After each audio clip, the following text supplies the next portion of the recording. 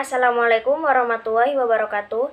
Perkenalkan, nama saya Isnainatul Azizah, nomor induk mahasiswa 4221035, jurusan Perbankan Syariah, alamat Desa Karangasem, Kecamatan Petarukan, Kabupaten Pemalang.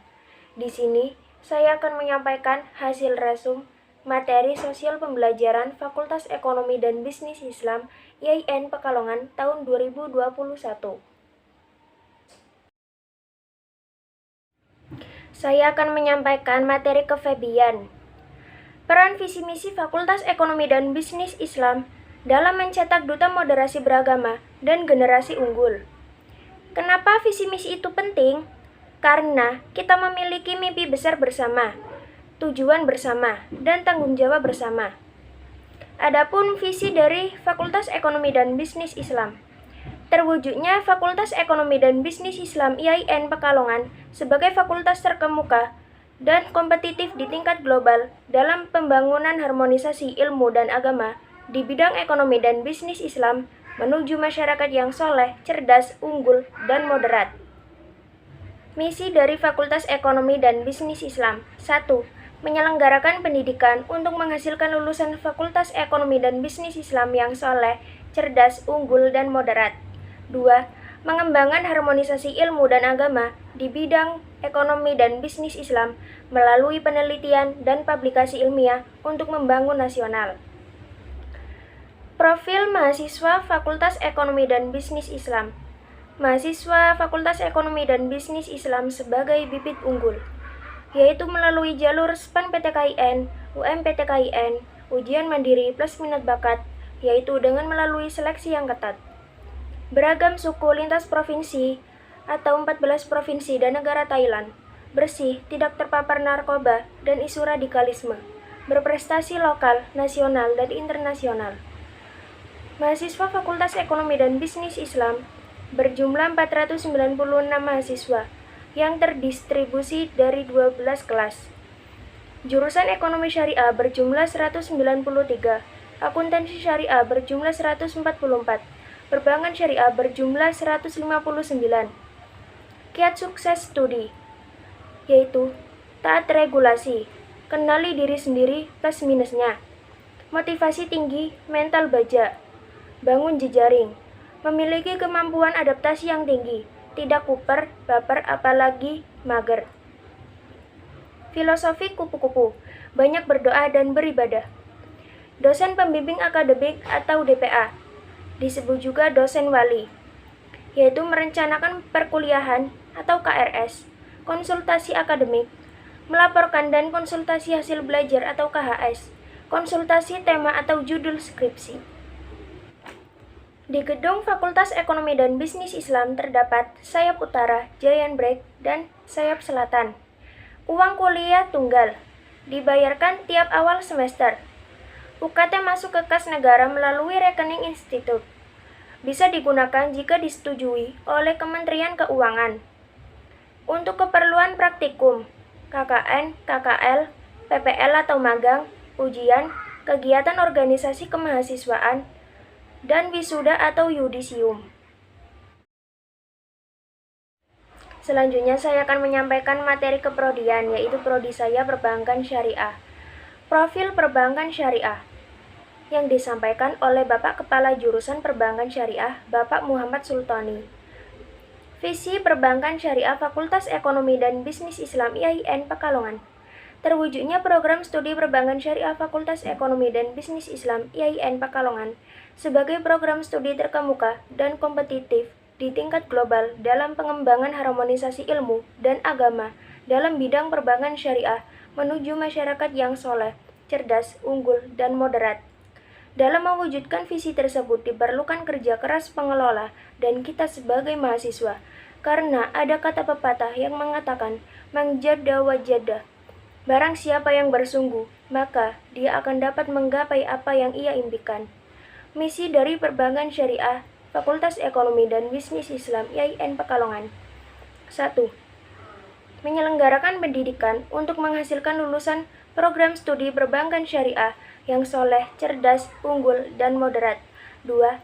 Mengembangkan harmonisasi ilmu dan agama di bidang perbankan syariah terutama melalui penelitian dan publikasi ilmiah untuk pembangunan nasional. 3. Berperan aktif dalam pemberdayaan masyarakat melalui penguatan moderasi beragama di bidang perbankan syariah. 4. Meningkatkan produktivitas dan daya saing program studi perbankan syariah di tingkat global. 5. Menyelenggarakan tata kelola secara profesional, transparan, akuntabel, adil, dan bertanggung jawab. Profil lulusan Perbankan Syariah Fakultas Ekonomi dan Bisnis Islam IAIN Pekalongan diharapkan dapat menjadi ahli dalam bidang pemasaran perbankan syariah, dapat menjadi ahli dalam bidang keuangan perbankan syariah, dapat menjadi peneliti di bidang kajian perbankan syariah, dapat menjadi entrepreneur atau pengusaha, dan bisa menjadi Dewan Pengawas Syariah.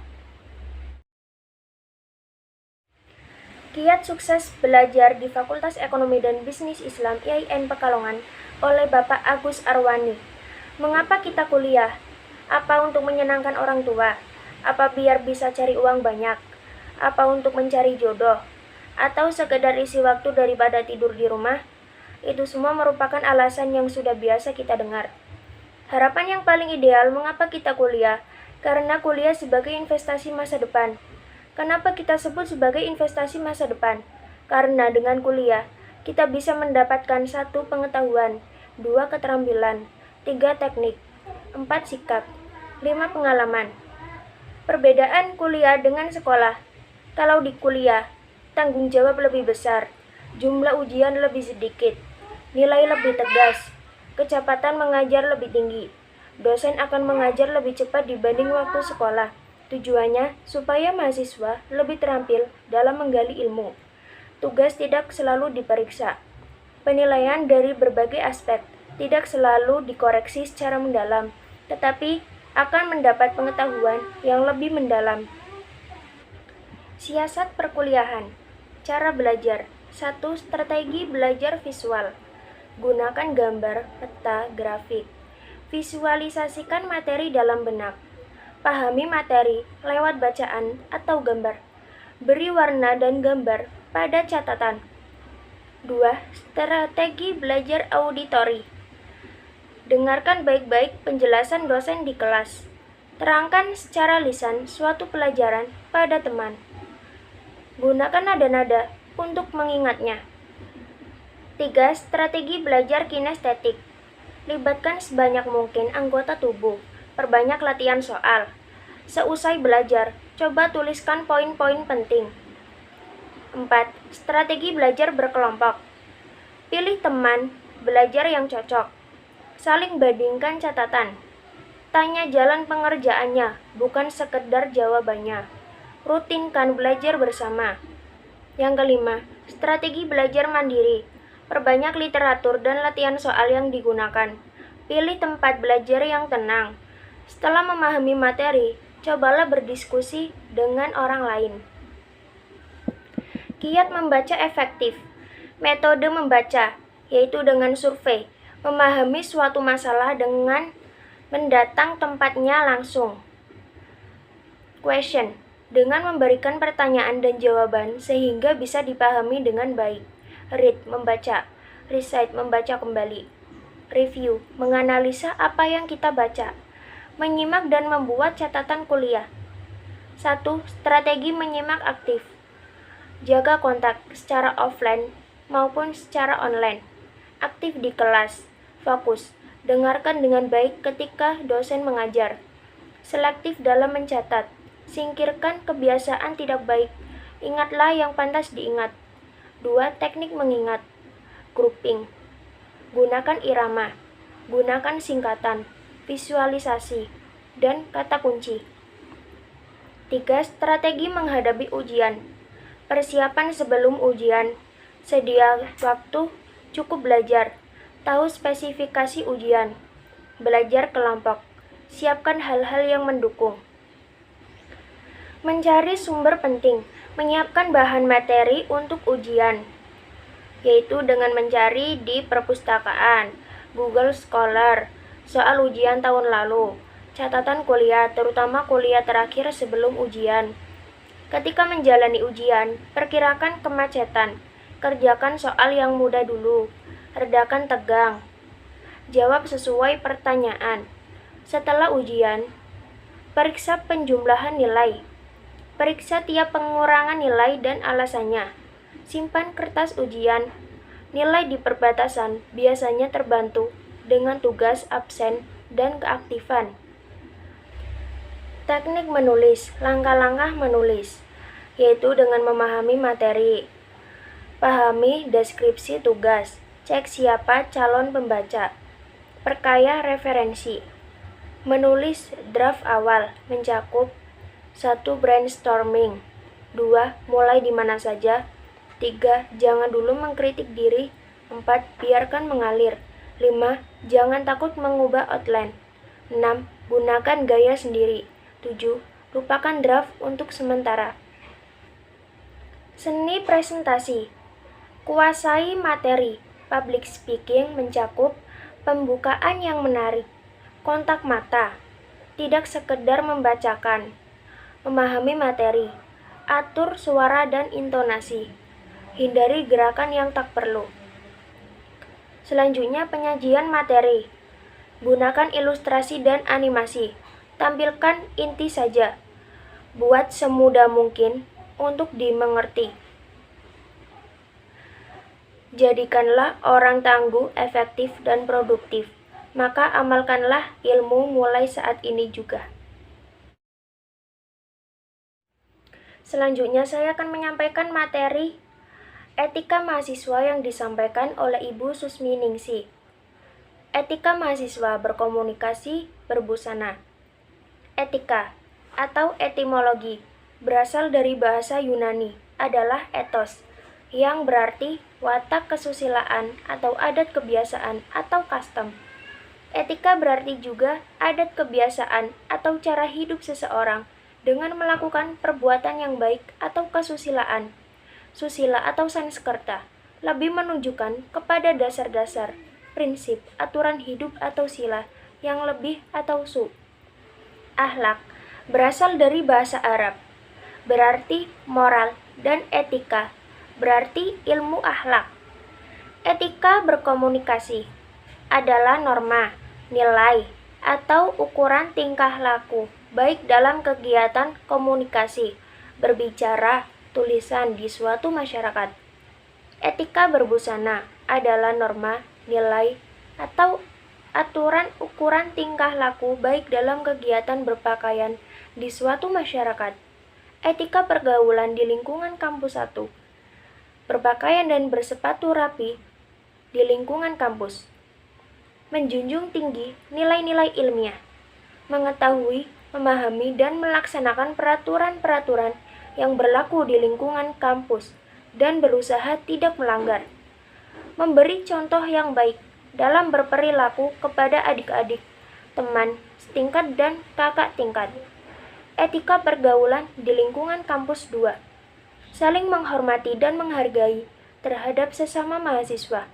Berperilaku dan bertutur kata yang sopan baik dalam kelas yang mencerminkan perilaku sebagai mahasiswa.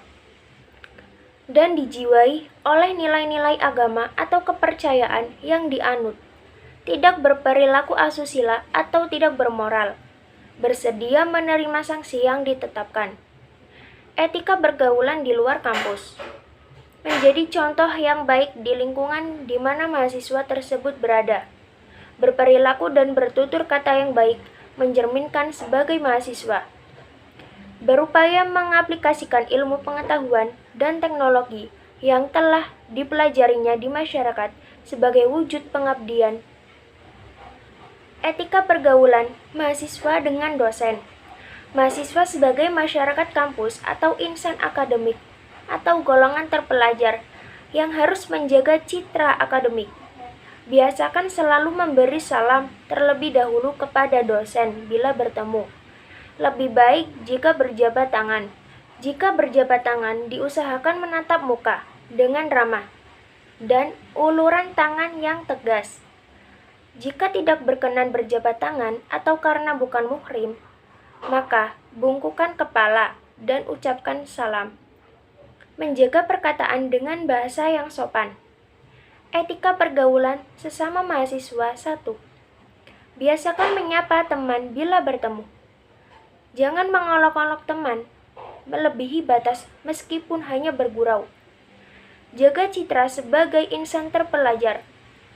Jangan menyapa teman dengan julukan atau sebutan yang mendeskripsikan atau nama yang tidak disukai. Hindari ucapan yang merendahkan teman. Menghormati ide, pikiran, dan pendapat, hak cipta orang lain, dan hak milik teman dan warga kampus. Etika pergaulan sesama mahasiswa 2. Jangan berprasangka buruk terhadap teman tanpa fakta, apalagi karena hasutan dan fitnah. Menjaga perasaan teman sebagaimana kita tidak mau diejek. Segeralah minta maaf lebih dulu jika terjadi kesalahpahaman atau perselisihan sesama teman, apalagi dengan orang lain. Biasakan menolong teman yang membutuhkan, bisa materi fasilitas atau kebijakan yang bisa diusulkan. Etika pergaulan sesama mahasiswa 3. Pahami makna solidaritas. Biasakan saling mengingatkan, jangan malah menertawakan karena kealpaan teman. Biasakan bergaul dengan semua teman tanpa membeda-bedakan dengan yang lainnya.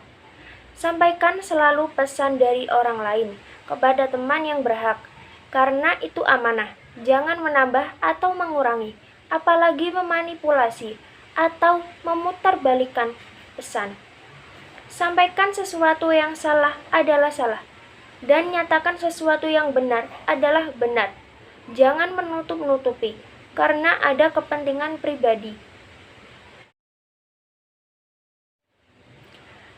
Selanjutnya saya akan menyampaikan hasil resum materi kiat menulis karya ilmiah yang disampaikan oleh Bapak Kuat Ismanto.